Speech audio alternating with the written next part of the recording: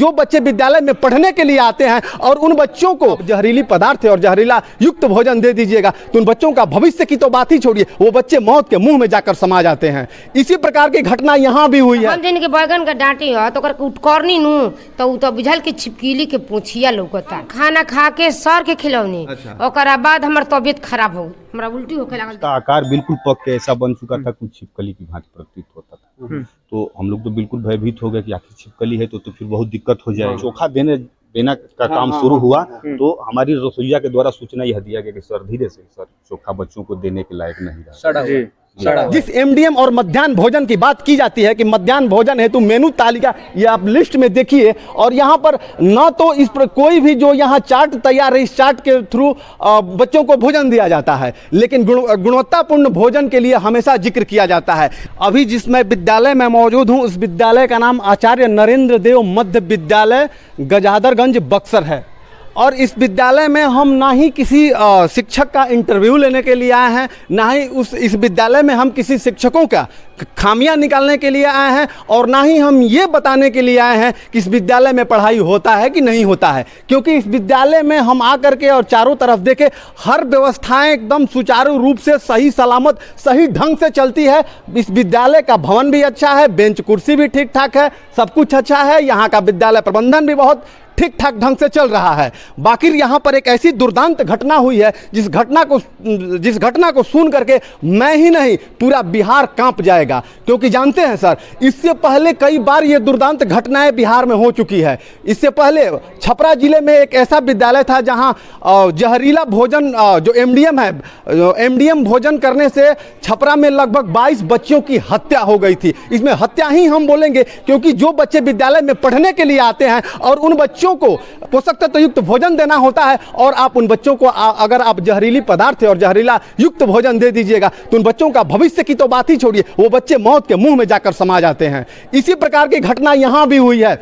शुक्रवार के दिन यहाँ पर एक एनजीओ संस्था है जिसका नाम उज्जवल सवेरा समिति है, एमडीएम पहुँचाने के लिए ये व्यवस्थाएं इस एनजीओ को सौंपी गई थी। और जब एनजीओ ने इस विद्यालय में खाना पहुँचाया तो जब खाना पहुँचाने के उपरांत यहाँ पर उस खाने में मेढक मिला, और मेढक इस प्रकार से वो हो चुका था, ऐसा लग रहा था मानो वो छिपकली है। लेकिन यहाँ की जो रसोइया हैं, इन लोगों को हम बहुत बहुत धन्यवाद देंगे कि कम से कम उन्होंने उस गुणवत्तापूर्ण जो शिक्षा और जो एमडीएम भोजन युक्त की बात की जाती है, उससे पहले ये लोग हर तरीके से जांच परख करके और वो भोजन बच्चों को दिया जाता है। इससे पहले कि ये लोग अपने खुद चखते हैं, फिर एचएम सर को चखाते हैं, बाकी यहाँ के जो स्टाफ हैं उनको खिलाया जाता है, उसके बाद ये भोजन बच्चों को दिया जाता है। और इसी क्रम में वो मेढक खाना में मिल गया। बाकी आइए इस सिलसिले में हम इन लोगों से बात करेंगे कि कैसे कैसे भोजन खिलाया जाता है इस विद्यालय में, भोजन आता कहाँ से है, और वो मेढक जो मिला इन लोगों को वो कैसे मिल गया।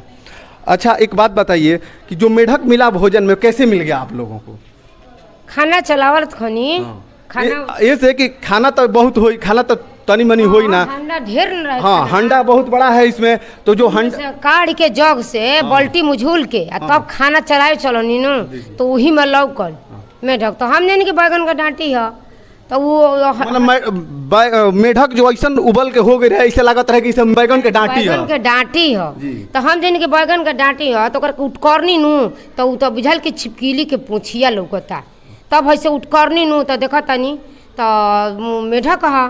तब मैं बच्चन के खाना छीन के सब जूस में बच्चन के खाना मतलब दिया जा चुका था। हाँ, दिया गया था, लेकिन आपने हटा लिया। मैं हटा लेनी, हटा के मैं जूठ में डाल देनी, सर को बुला लेनी, सर देखानी, ओकर बाद फोटो खींचानी, ओकर बाद साहिब लोग के फोन करे लगनी। अच्छा, सर खाना खा चुके थे? हाँ, आप भी खाना खाई थी? हम खाना खिलौनी, पहले खाना आप खा चुके थे? हम खाना खा के सर के खिलौनी। अच्छा। ओकर बाद हमार तबियत खराब हो, हमरा उल्टी होके लागल। देखनी तो देखला के बाद आपका तबियत खराब हो गया? उल्टी होके लागल हमरा। और आपको और सर लोग को खाने के बाद बच्चों को भोजन दिया गया था, तब उसमें मेढक मिला? 10 मिनट के बाद बच्चन के खाना खिलौनी जा। चलिए, बहुत बहुत धन्यवाद रहेगा इस विद्यालय के प्रबंधन समिति को कि कम से कम उन्होंने इस प्रकार की जो घटनाएं घट घटने वाली थी, इस घटना को उन्होंने रोका अपनी सूझबूझ से। क्योंकि जानते हैं सर, जिस एमडीएम और मध्याह्न भोजन की बात की जाती है कि मध्याह्न भोजन हेतु मेनू तालिका, ये आप लिस्ट में देखिए, और यहाँ पर न तो इस पर कोई भी जो यहाँ चार्ट तैयार है, इस चार्ट के थ्रू बच्चों को भोजन दिया जाता है, लेकिन गुणवत्तापूर्ण भोजन के लिए हमेशा जिक्र किया जाता है। इस बिहार में कुल टोटल 68,160 प्राथमिक और मध्य विद्यालय है, और तमाम संस्थाएं इसमें लगी हुई है कि क्या जो ये एमडीएम भोजन चल रहा है, ये एमडीएम भोजन सही तरीके से विद्यालयों में पहुंच रहा है या नहीं पहुंच रहा है। क्योंकि सवाल तो ऐसा इसलिए खड़ा हो रहा है कि पहले भोजन यहीं पर बनता था, क्योंकि इन लोगों का जो रसोइया हैं, ये लोग, इन लोगों की बहाली और वैकेंसी यही किया गया था कि ये लोग भोजन यहाँ पर बनाएंगे। लेकिन जब यहाँ गड़बड़ियाँ पाए जाने लगी विद्यालयों में, जैसे छपरा में या नवगछिया में इस प्रकार की 2 घटनाएं हुई, जहाँ पर बच्चों की हत्या, हम हत्या ही बोलेंगे क्योंकि जहरीली युक्त भोजन खाने से हत्या हो गई थी उन बच्चों को। तो उसके बाद एनजीओ को ये संस्था सौंपा गया कि एनजीओ ही इस प्रकार का काम करेगा और खाना पहुँचाएगा। लेकिन जब एनजीओ ही इस प्रकार की दुर्दांत घटनाएं करने लगेगा तो इसका जिम्मेवार कौन होगा? न तो प्रशासन होगी और ना ही सत्ता में बैठे सत्ताधीश होंगे। सवाल तो खड़ा होता है कि क्या ये विद्यालय है? इस विद्यालय में हमने यहाँ के एचएम साहब से बात की और हेडमास्टर साहब का ये कहना है कि हम इस विद्यालय में पढ़ाने के लिए आए हैं, और समझ में ये नहीं आता है कि ये विद्यालय है या फिर एक जीता जागता रेस्टोरेंट है साहब। क्योंकि शिक्षकों का काम होता है विद्यालय में पढ़ाना, पठन पाठन का काम सुचारू रूप से करना होता है। लेकिन कभी मध्याह्न भोजन में उनको उलझा दीजिए, कभी जनगणना में उलझा दीजिए, कभी हो सके तो लैट्रिन और बाथरूम गिनने के लिए भी उनको उलझा दिया जाता है। तो साहब, आखिर बिहार कैसे आगे बढ़ेगा? इन नौनिहाल बच्चे जो पढ़ रहे हैं, हम चाहेंगे दिखाना थोड़ा कि जो ये नौनिहाल बच्चे हैं, ये नौनिहाल बच्चे अपने भविष्य को उज्जवल करने के लिए यहाँ पे आते हैं। और शिक्षकों का यहाँ पर नियुक्तियाँ इसलिए की जाती है कि शिक्षक यहाँ नियुक्त आएंगे और आकर के इन बच्चों का भविष्य उज्जवल करेंगे। लेकिन अन्य दूसरे कामों में इन शिक्षकों को उलझा दिया जाएगा तो फिर कैसे इन बिहार के बच्चों का भविष्य उज्जवल होगा? आखिर सर मामला क्या था? मेढक पाया गया है इस विद्यालय के खाना में, जो कि एनजीओ द्वारा आता है। आखिर मामला क्या है इसका सर? जी, शुक्रवार के दिन मेनू के हिसाब से पुलाव और छोला और फल या अंडा, मौसमी फल या अंडा बच्चों को देना था। तो प्रतिदिन की भांति उस दिन भी मैं शुक्रवार के दिन 2:50 पे, लमसम 2:50 हमारा टाइमिंग है, लेकिन हम 2:45-46 पे पहले दूसरे के बच्चों को लंच के लिए यहाँ पे छोड़ा। हमारे सहयोगी स्टाफ उमेश प्रसाद ठाकुर भी मेरे साथ थे। हमारी रसोइया फूल कुमारी देवी खाना बच्चों को देना आरंभ की। 2-3 बच्चों को खाना दिया गया था। मैं उधर खड़ा था कल के पास, बच्चों को लाइन लगा रहा था। उमेश प्रसाद ठाकुर यहाँ खड़े थे। मेरी रसोइया फूल कुमारी जी के द्वारा हमको त्वरित सूचना दी गई कि सर छोला में कुछ है, बैगन का डंठल।